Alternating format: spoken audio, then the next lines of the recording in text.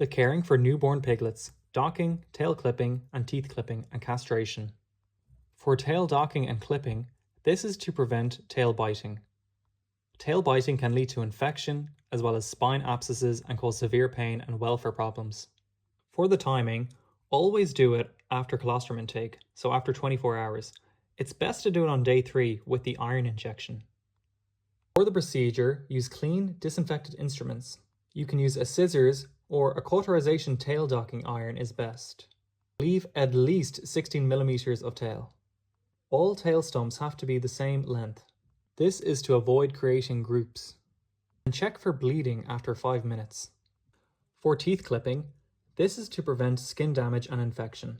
For example, when other piglets are fighting, or to protect the sow's teats. And it also helps prevent greasy pig disease. This is because piglets can have needle-sharp canines or incisors.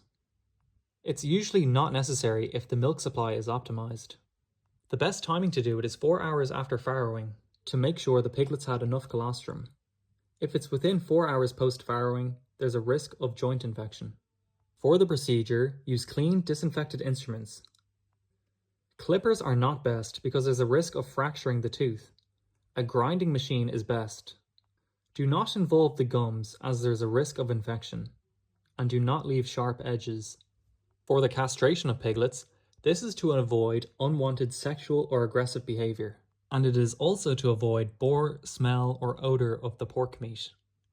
For the timing, if it's under 7 days, you do not need anesthesia, but if it's over 7 days, you do need anesthesia. You use azaparone for sedation, as well as a local anesthetic. Inject 2% lidocaine around 5 ml to 15 ml into the testicle, depending on the size of the testicle.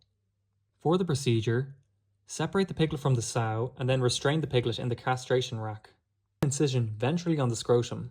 Then grasp the testicle and apply traction, and then cut. It's an open castration.